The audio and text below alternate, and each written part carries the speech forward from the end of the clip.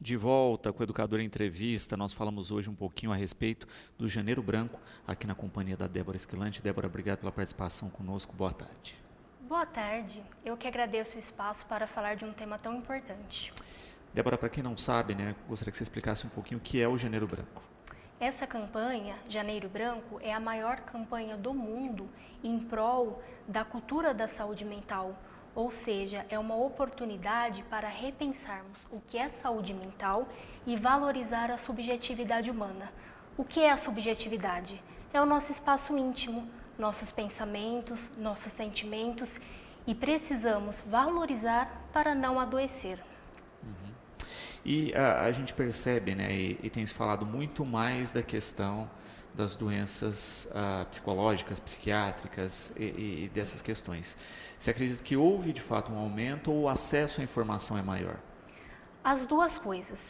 Em algumas pesquisas percebemos que aconteceu sim um aumento, principalmente por causa do desemprego, de questões como os desastres naturais, mudanças climáticas, há também mudança no tipo de emprego.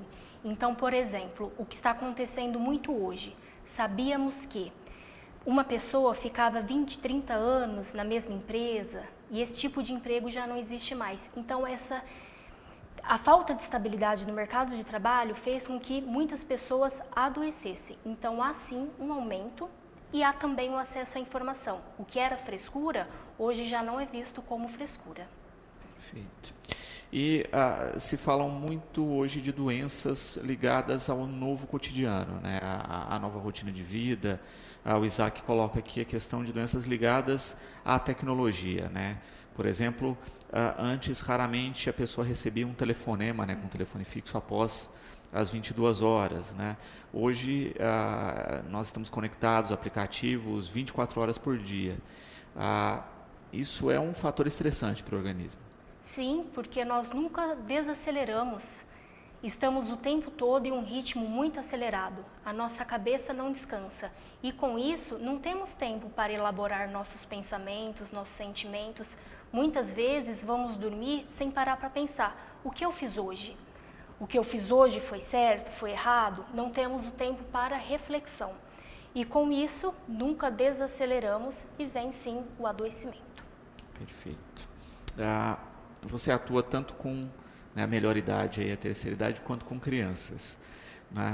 Tem se notado essa questão também, um aumento da detecção nessas duas faixas? Sim, no Brasil, pelo menos, os mais adoecidos hoje são os idosos, porque os idosos no Brasil são considerados inúteis, improdutivos. Então temos um número muito alto de idosos adoecidos e tentativas de suicídio muito alta nessa faixa etária. Na infância também começamos a perceber, desde idades precoces, de 2 a 5 anos, crianças com comportamentos que são sim sinais de que a saúde mental não está bem. E não se notava tantos casos em crianças, como se nota hoje. Tem razão, não se notava por várias questões. Primeiro, por uma questão cultural, não tinha informação. A criança sente dor de estômago, levava ao pediatra. Hoje a gente sabe que as queixas de dores de estômago e dores de cabeça na infância pode ser uma sinalização, uma maneira da criança mostrar que ela não está bem emocionalmente. E tem também um novo ritmo de vida. Então, os pais passam hoje muito tempo fora de casa, chegam muito tarde e a criança tem sentindo falta desses pais presentes, desses pais participativos. E com isso também aparecem sinais que a saúde mental não está bem. O Ricardo coloca uma questão que também é importante, Durante um longo período e ainda hoje se tinha muito preconceito a respeito das doenças psiquiátricas. Isso tem sido ainda uma barreira. Ainda é uma barreira, mas sabe o que é interessante? Que melhorou o preconceito com as doenças psiquiátricas, mas só em relação àquelas que são diagnosticadas. Mas tem pessoas que podem não ter um diagnóstico, podem não ter esquizofrenia, podem não ter depressão e mesmo assim estarem adoecidas emocionalmente. Em relação a essas pessoas que não têm um diagnóstico, que não têm um transtorno mental, ainda há um preconceito muito grande. Por exemplo, alguém fala assim, olha, eu terminei com a minha namorada, não estou bem. O amigo fala, vamos beber, vamos sair. Ou seja, esse amigo, ele saiu dessa conversa, ele não escutou a queixa do outro. Então, há um preconceito muito grande em relação a tudo que está relacionado aos nossos pensamentos, aos nossos sentimentos, como se fosse algo assim menos importante, de segundo plano. Perfeito. E é interessante também, né, observar essa questão do quanto o preconceito impediu tratamentos, dificultou a questão e ainda dificulta hoje, né? Muitas vezes uma pessoa com depressão ou com algo assim, você ainda ouve as pessoas falando, ah, não, é frescura, é o momento, vai passar, e não dando o encaminhamento correto. Sim, esses preconceitos impedem a prevenção e o tratamento. A prevenção seria muito importante para não ter a doença, para não ter o quadro completo, e o tratamento em si é fundamental para não evoluir e não acontecer uma tentativa de suicídio, que só acontece quando o indivíduo tem muita dor emocional mesmo, já é um sofrimento muito grande e que pode ser prevenido. Perfeito. Na questão aqui, o Rogério, né? Como identificar um problema psicológico ou psiquiátrico?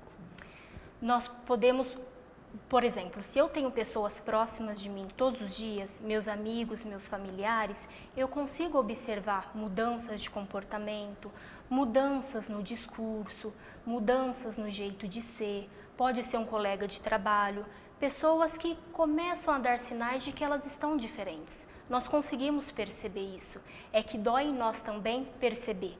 Perceber o sofrimento do outro faz com que a gente lembre que nós somos frágeis. Então, muitas vezes, não olhamos. Uhum. E é interessante pensar nisso, né? O quanto o pequeno detalhe, o pequeno sinal é importante nessa observação, né? Muitas vezes se passa desapercebido, né? Quando a gente falava, por exemplo, do Setembro Amarelo, né? Da questão do suicídio, muitas vezes as pessoas estão emitindo sinais, né?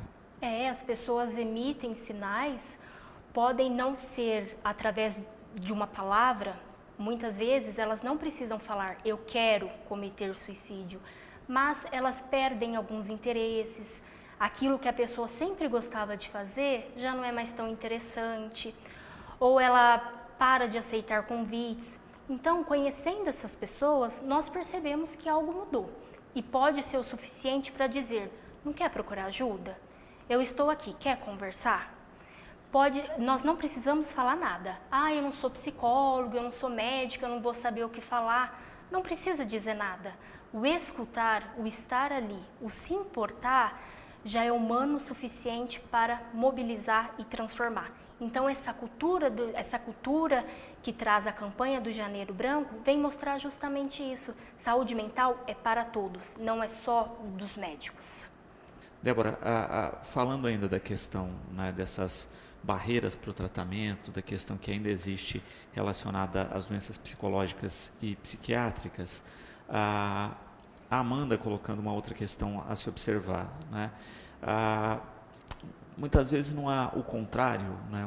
Um diagnóstico excessivo de depressões, de hiperatividade, enfim, né? Quando saber a dosagem certa aí? Há também, por exemplo, uma pessoa que está passando em processo de luto. Antes, o luto era entendido como uma perda e uma dor muito intensa. Hoje, passou 2 semanas do falecimento. Nossa, será que não entrou em depressão? Não, o luto pode demorar de 3 meses a 3 anos para ser superado de forma saudável. Então, essa pressa em não sentir volta para o preconceito. Você não pode sentir, você não pode ficar triste, você não pode sentir raiva. Isso não é legal, isso não é bom. E quando sente, então é chamado de diagnóstico. Para dosar é difícil. Então, na dúvida, precisa sim ir ao psicólogo, ir ao psiquiatra, conversar com várias pessoas. Não precisa ter pressa no diagnóstico, assim como não dá para deixar para depois. Porque pode ser que, por exemplo, mesmo um luto evolua de forma não saudável. Perfeito. E é interessante pensar, né, nessa questão de que a pessoa não tem um problema, né, ela está com um problema, né, e tem que se avaliar a cada momento, a cada fase desse procedimento. Sim, principalmente quando a gente fala de saúde mental. Ninguém nunca é, sempre está. E saúde mental não é um conceito único, isolado. Então ela depende de qualidade de moradia, qualidade de relacionamentos, acesso à saúde física, acesso à educação. Então depende de tanta coisa que a saúde mental, que não é um conceito definido, sempre está e nunca é definitivo, fechado. O Osmar colocando uma outra questão, né? E hoje a questão do acesso muito fácil a drogas e a dependência química, isso tem gerado problemas psiquiátricos e psicológicos? A dependência química é um transtorno psiquiátrico, mas é importante pensar que desde quando os homens moravam em cavernas, eles já buscavam forma de ter alucinação, por exemplo, através de cogumelos. Então, a drogadição sempre esteve envolvida na humanidade. Como faz muitos anos, séculos, que o homem tem esse relacionamento com drogas, com maneiras de ter alucinação, qual que é o problema disso? Você não resolve do dia para a noite. Por exemplo, no século XX, cocaína era vendida em farmácia como remédio para gripe. Então, do dia para a noite, você decide que cocaína não é bom? A humanidade não funciona assim. Do dia para a noite, o que é remédio virou droga. Então, precisa lutar principalmente contra o preconceito, as drogas. Quem usa, por que usa, o que acontece, para poder pensar de fato no tratamento da dependência química. Mas as drogas sempre estiveram na história da humanidade, não é algo que aconteceu agora. O que aconteceu agora foi percebermos o prejuízo. Na verdade a gente tem drogas criminalizadas e drogas não criminalizadas, mas que estão na rotina, né? A gente tem pessoas com dependência química em remédios, em bebida alcoólica, enfim, né? A gama é muito mais vasta do que a proibição. Com certeza, e é fundamental refletir por que o álcool é liberado, se eu tenho tantos acidentes, se eu tenho o aumento da violência após o consumo, por que o álcool sim, por que outras drogas não? É importante essa reflexão para entendermos de fato o que é a dependência química.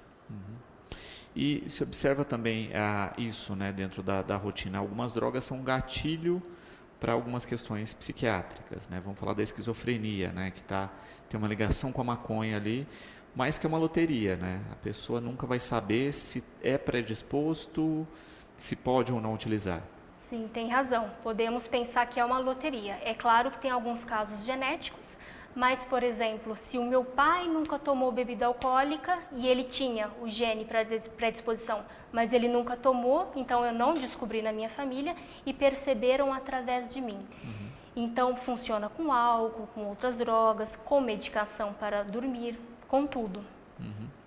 É por isso que a gente fala que você tem essa questão da predisposição genética, né, vamos dizer assim, mas também o fator ambiental interfere diretamente. Sim, são duas vias. Pode ser que pessoas que têm a predisposição genética nunca experimentou, nunca teve acesso. Perfeito.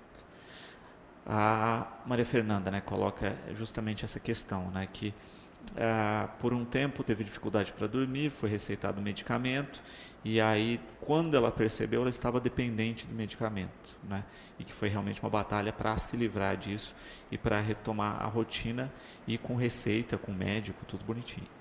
Olha só, muito importante esse depoimento, que com certeza acontecem com muitas pessoas e pessoas que foram procurar ajuda, que precisaram do remédio e mesmo assim aconteceu. André, né, parabenizando pelas colocações, dizendo da importância e da observação, né, dos problemas psicológicos e psiquiátricos e do correto encaminhamento, e ainda colocando isso, né, a gente vê aí a depressão, né, como um dos problemas preponderantes hoje em dia, e coloca isso, como é que a gente diferencia, né, um momento ruim de uma depressão? Nós diferenciamos principalmente pelo tempo. Faz 6 meses que são os mesmos sintomas, com a mesma intensidade, então não é só uma tristeza. E essa tristeza está relacionada a um evento específico ou é inespecífica? É a qualquer momento do dia? Vem de repente ou só aparece quando tem aquela lembrança do acontecimento ruim? Então isso vai nos sinalizando. Em uma entrevista com um psicólogo, psiquiatra, eles vão nessa direção. Há quanto tempo sente? Qual a intensidade? Vem de repente? Vem quando se lembra de algo? Aconteceu algo na sua casa, na sua família? Então, algumas perguntas vão nos direcionando. E é importante colocar também que você não precisa gostar do primeiro psicólogo que você foi, do primeiro psiquiatra. Pode ser que você não gostou da pessoa, tente outro. Também é um relacionamento, também é um vínculo íntimo, você vai expor sua vida. Então, não gostou? Não desista de você, procure outro profissional. As pessoas confundem muito, elas vão na primeira consulta, não sentem afinidade com o profissional e acham que elas que são caso perdido e não procuram outra pessoa. Perfeito. E também tem essa questão, né? Não é um tratamento a toque de caixa, né? Ele exige tempo. Exige tempo e para as pessoas esse tempo é muito diferente. Ah, mas minha amiga só foi 3 meses. Tudo bem, ela tem uma subjetividade completamente diferente da sua. Subjetividade, que é o tema principal do Janeiro Branco, é o seu espaço íntimo. Se ele é totalmente diferente, pode ser que você precise de 1 ano ou que você faça terapia para o resto da sua vida, porque terapia é autoconhecimento e autoconhecimento é sempre para melhorar. Tá certo. E é interessante pensar isso também, né? O quanto cada pessoa tem o seu tempo, mas ao mesmo tempo, quando se pensa nessa questão da avaliação, também é um processo, né? Não é um diagnóstico que também sai de automático. Exato.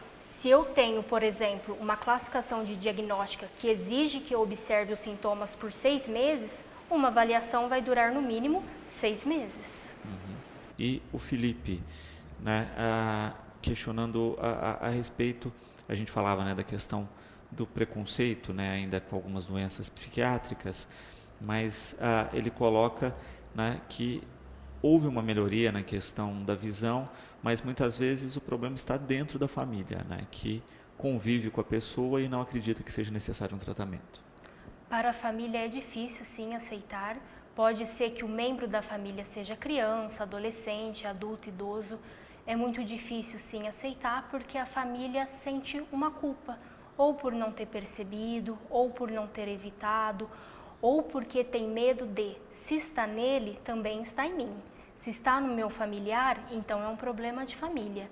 E isso expõe a família, expõe as dores da família.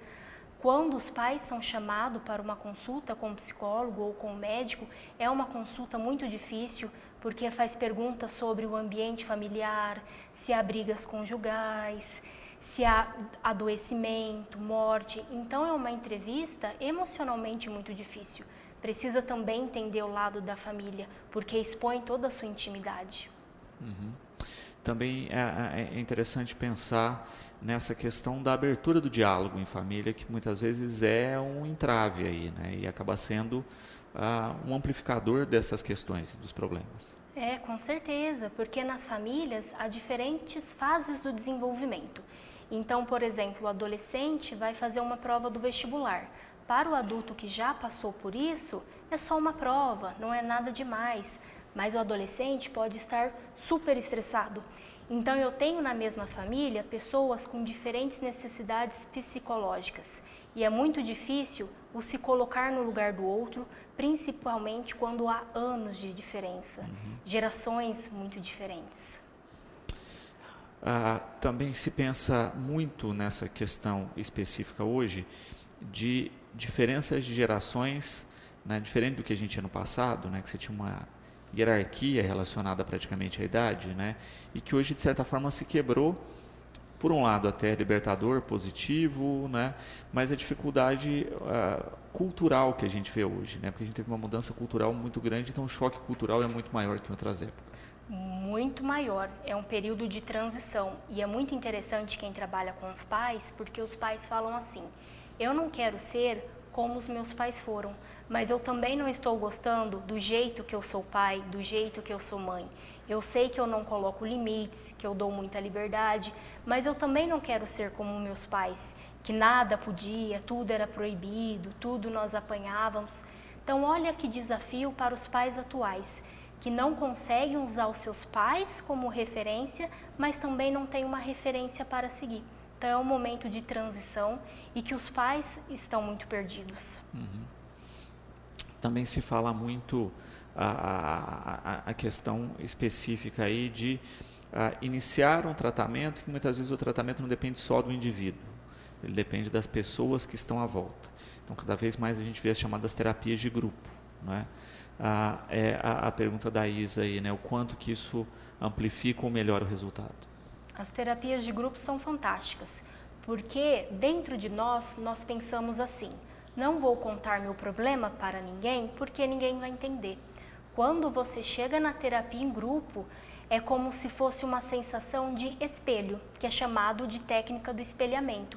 Porque aquilo que eu pensei, o outro também pensou. Aquilo que eu senti que fosse o fim do mundo, o outro também passou por isso e de certa forma superou. Então as terapias em grupos são muito poderosas. Geralmente há um mediador que muitas vezes nem precisa fazer muita coisa além de mediar os diálogos, que são assim reveladores nesse sentido de: olha só, o outro também sentiu o que eu senti. Isso é muito acolhedor.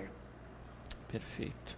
Também é interessante pensar na questão prioritária aí, né, do tratamento e do atendimento o mais breve possível, né? É o que o Rui coloca. Como outras doenças, as doenças psicológicas e psiquiátricas são cumulativas. Quanto mais tempo se protela, pior o quadro e mais tempo depois de investimento no tratamento. Pode acontecer sim, as comorbidades podem acontecer, mas como cada indivíduo é único, ou seja, todo mundo tem a sua subjetividade e tem a sua estrutura biológica. Então essa questão é difícil de ser respondida, porque pode ter uma pessoa que por muitos anos teve depressão, não sabia, mas com acesso à informação e à medicação, teve uma resposta rápida ao tratamento. Assim como tem pessoas que já procuraram ajuda mais rápido, mas demoraram mais para se sentirem bem. Então é muito difícil essa questão, por essa questão de cada um ter seu tempo, uma estrutura biológica, uma estrutura psicológica, uma estrutura social. Ter o apoio ou não da família é sim muito importante, faz a diferença em um tratamento, então depende. Também a Aline, né, parabenizando aqui pelas colocações e questionando a respeito da questão dos medicamentos, né, como saber quando é necessário ou não. Quando saber quando é necessário ou não, depende mesmo do médico. É claro que o médico precisa escutar você paciente. Então é importante, quando for ao médico, dar todas as informações possíveis, sentir confiança, falar abertamente o que está sentindo, e o médico assim irá conseguir avaliar se precisa ou não de medicação. Aí no caso é só o médico. É claro que um relatório de um psicólogo, de um assistente social e de outros profissionais pode ajudar muito a subsidiar essa decisão. Perfeito. Também Renato aqui, né, parabenizando pela sua colocação e também na linha dos medicamentos aí. Quando retirar? Quando retirar? O médico, geralmente, na minha experiência, tanto com crianças como idosos, geralmente não tira abruptamente. São feitos alguns testes. Diminui a dosagem, diminui a medicação, vai avaliando como a pessoa está, como ela está se sentindo, o que ela está pensando, a qualidade do pensamento e a qualidade da forma como se enxerga e enxerga o mundo é essencial nessa decisão.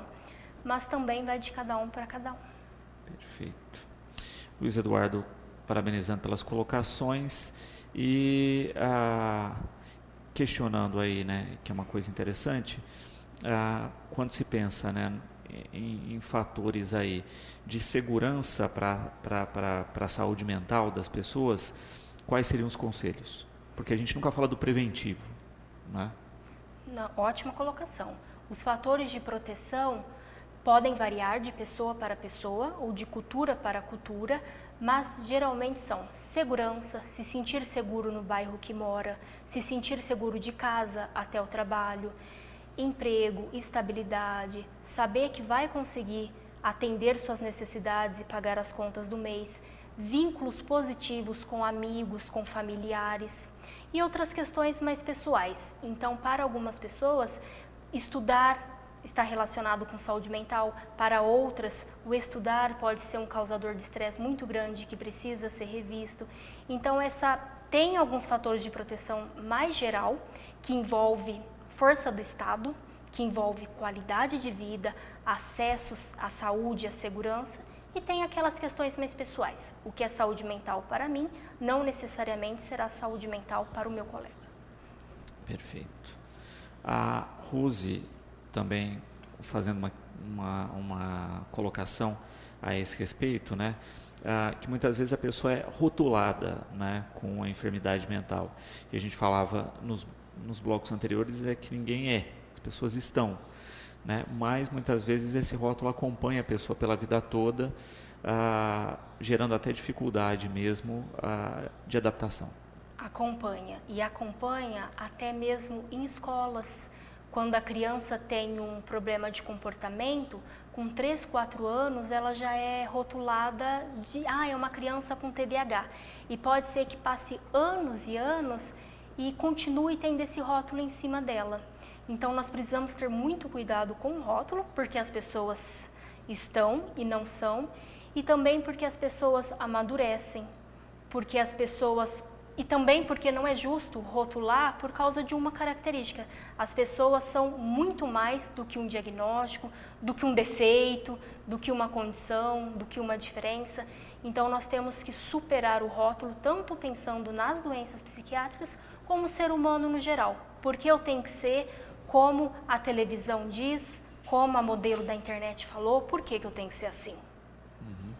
E nossa espectadora colocando aqui, né, que teve filhos gêmeos há alguns meses e um turbilhão de sentimentos voltou à tona, né, há alguns anos havia sido diagnosticada com síndrome do pânico e acabou chegando ao fundo do poço, confusa para compreender se estava de novo, né, com uma síndrome do pânico ou uma depressão pós-parto, né, e teve que ponderar para entender o fato ocorrido no período.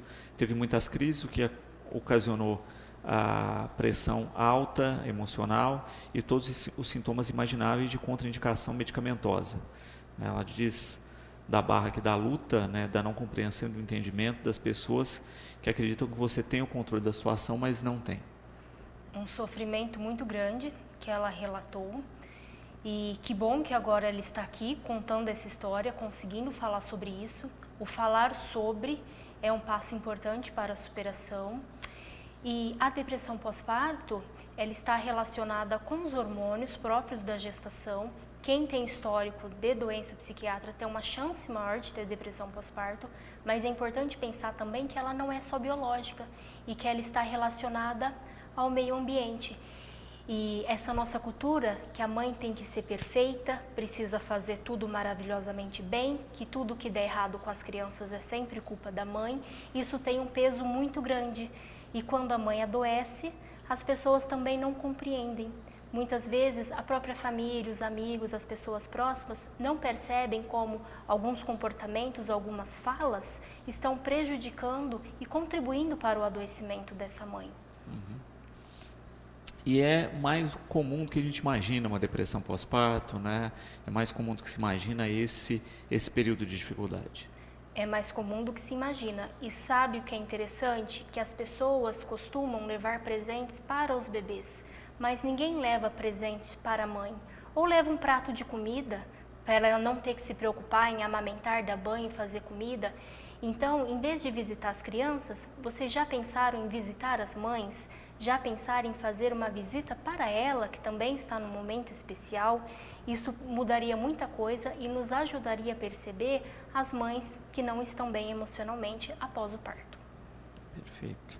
E aí a gente percebe um outro fator, né, que é a questão hormonal dentro da questão psicológica e psiquiátrica, né? A variação da gravidez é muito intensa e é lógico que vai causar algum desequilíbrio. Sim, é esperado. Mesmo para mulheres que não têm depressão pós-parto, elas percebem um pouco antes ou durante o parto ou após sentimentos de melancolia, tristeza, pode vir uma alegria eufórica. Então também varia muito de mulher para mulher e tem uma questão hormonal importante que precisa ser considerada. Assim como é importante que médicos e enfermeiros percebam essas variações, acompanhem essa mãe e deem atenção não só para como está a gestação, mas para como está o emocional da gestante. Perfeito. Débora, para as pessoas que quiserem mais informação a respeito do Janeiro Branco, né? Onde podem encontrar? Internet, tem material a respeito? Há um site oficial, janeirobranco.com.br. Lá há material que podem ser baixados gratuitamente. Então, quem tiver lojas, consultórios, podem imprimir esse material e fazer essa divulgação. A ideia da campanha Janeiro Branco é essa, que seja feita por todos. Então, no site oficial há materiais, informações, vídeo, exemplos de ações. É um site muito rico. Perfeito. Eu quero agradecer a participação aqui conosco, deixar o programa sempre à disposição, esperar, né, que mais do que um mês específico, né, a gente tenha essa consciência a respeito, né, do olhar e da observação a respeito das questões psicológicas o ano todo, e o programa está sempre de portas abertas para discutir o tema. Eu também agradeço. A mídia foi quem tornou possível a campanha Janeiro Branco e fez com que muitas pessoas, desde que começou essa campanha, procurassem ajuda. Então eu também agradeço pelo espaço.